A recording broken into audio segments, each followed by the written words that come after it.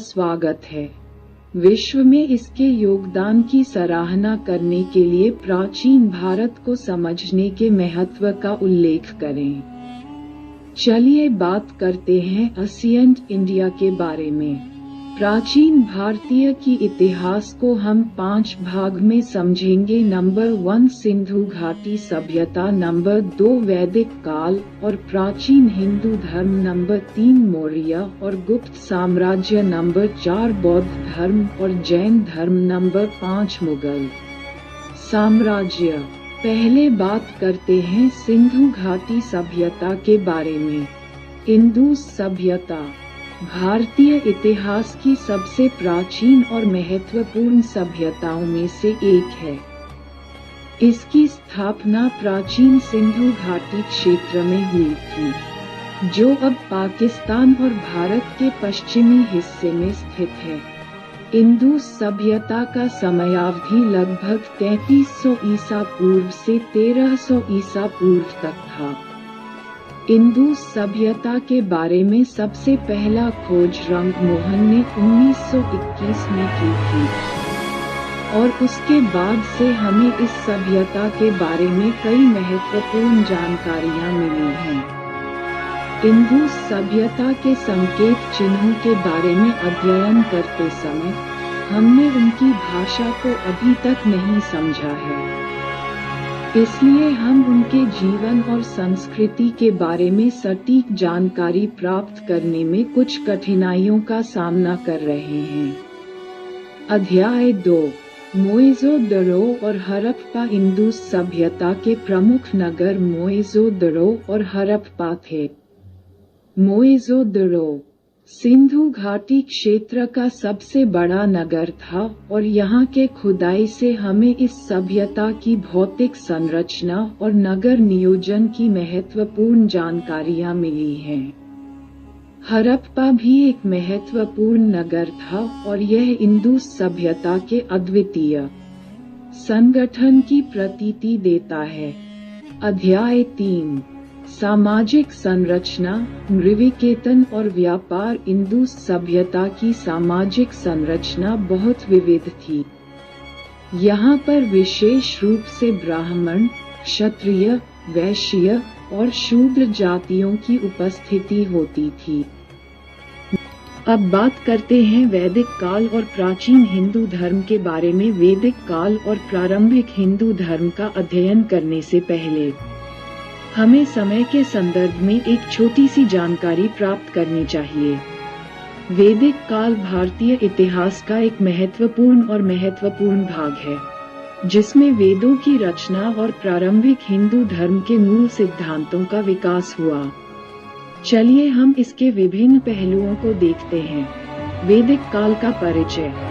वैदिक काल भारतीय इतिहास का एक प्राचीन काल था, जो लगभग 1500 ईसा पूर्व से 600 बीसी तक चला। इस काल के दौरान भारतीय उपमहाद्वीप पर विभिन्न जातियों और समुदायों के लोग बसे थे। इस काल का महत्वपूर्ण हिस्सा वेदों की रचना और प्राचीन साहित्य के निर्माण का था। इस प्रकार ये काल धार्मिक और दार्शनिक विचारों के लिए महत्वपूर्ण था। वेदों की महत्वपूर्ण भूमिका।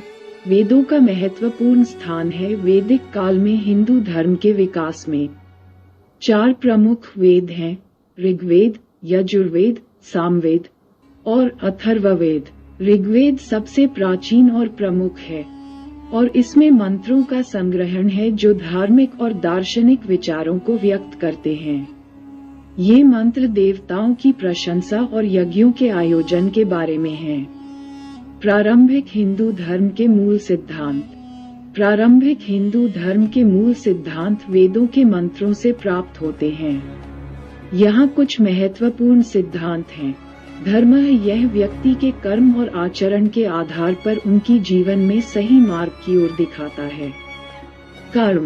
कर्म का सिद्धांत कहता है कि व्यक्तियों के कर्मों का प्रभाव उनके जीवन में होता है। अच्छे कर्मों का परिणाम अच्छा होता है और बुरे कर्मों का परिणाम बुरा होता है। पुनर्जन्म।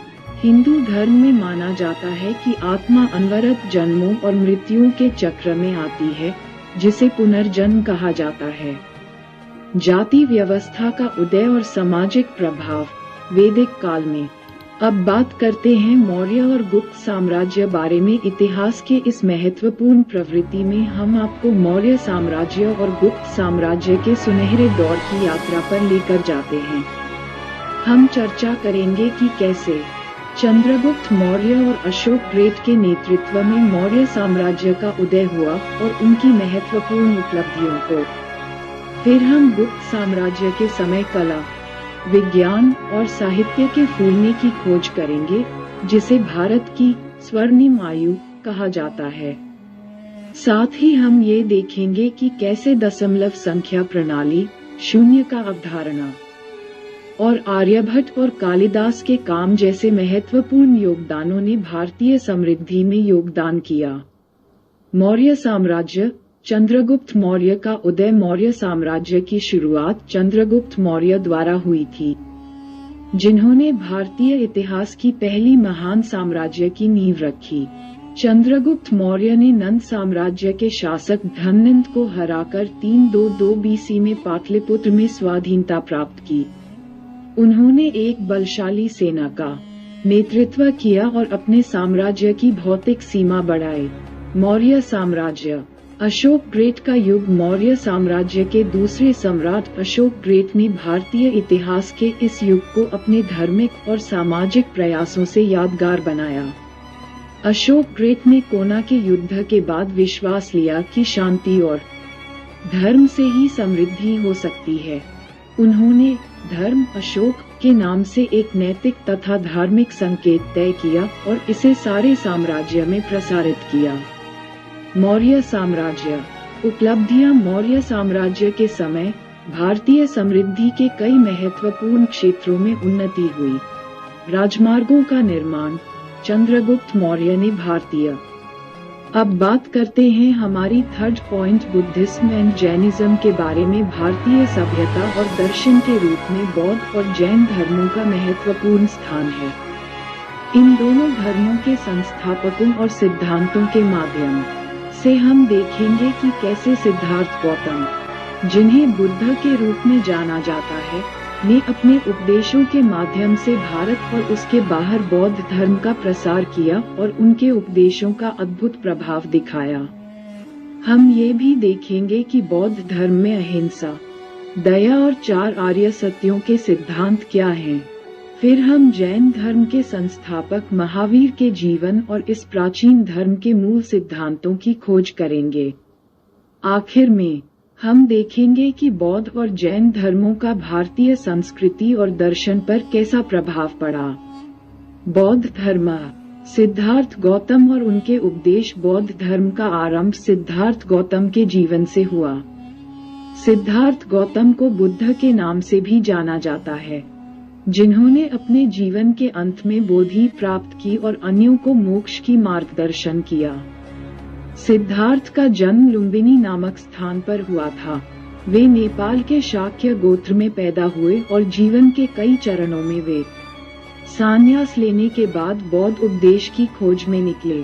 बौद्ध धर्म के मुख्य सिद्धांत निम्नलिखित हैं। 1. 4 आर्य सत्य।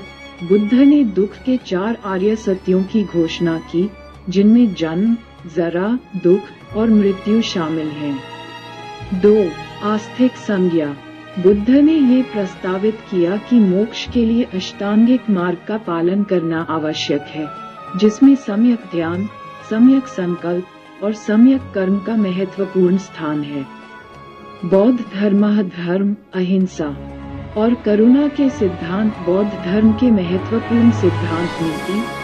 अब बात करते हैं हमारा आखिरी पाठ मुगल साम्राज्य के बारे में। मुगल साम्राज्य भारतीय इतिहास के एक महत्वपूर्ण युग की शुरुआत करता है, जिसमें सफलता की ऊंचाइयों को हासिल किया और भारतीय सांस्कृतिक मिश्रण के स्फूर्ति के साथ एक समृद्धि काल की शुरुआत हुई। हम इस यात्रा में देखेंगे कि कैसे मुगल साम्राज्य ने भारतीय साम्राज्यों के साथ संबंध बनाए और अकबर जैसे राजा ने धार्मिक सहिष्णुता और सांस्कृतिक आदान प्रदान को प्रोत्साहित किया। हम मुगल काल की वास्तुकला के आश्चर्यजनक कार्यों का अन्वेषण करेंगे। जैसे कि ताजमहल। साथ ही हम ये भी चर्चा करेंगे कि मुगलों और स्थानीय भारतीय परंपराओं के बीच सांस्कृतिक मिश्रण कैसे हुआ और कला, संगीत और खानपान के सृजनात्मक संगठन का नतीजा क्या था। मुगल साम्राज्य का उदय और अकबर का योगदान। मुगल साम्राज्य का उदय भारत में बाबर द्वारा किया गया था, जिन्होंने पानीपत की प्रसिद्ध युद्ध में इब्राहिम लोदी को हराया और अपने साम्राज्य की नींव रखी। इसके बाद उनके पोते अकबर ने अपने शासकीय करियर में भारत को विशाल साम्राज्य की तरफ अग्रसर किया। अकबर मुगल साम्राज्य के सबसे प्रमुख सम्राटों में से एक थे और उन्होंने भारतीय साम्राज्य के बारे में नए सोच का प्रचार किया। वे धार्मिक सहिष्णुता की प्रमुख भक्त थे। तो दोस्तों, ये था हमारा छोटा सा वीडियो प्राचीन भारत के बारे में, जो एक सोने की चिड़िया थी जो अभी भी है। हम सब गर्व करते हैं ऐसी समृद्धशाली देश में जन्म लेने के लिए। आपको वीडियो कैसा लगा कमेंट सेक्शन में बताना। और अगला वीडियो हमारी आ रही है छत्रपति शिवाजी महाराज के ऊपर। वो वीडियो को भी देखने के लिए सब्सक्राइब कर दीजिए हमारे चैनल भारत और बेल आइकन भी दबा दीजिए।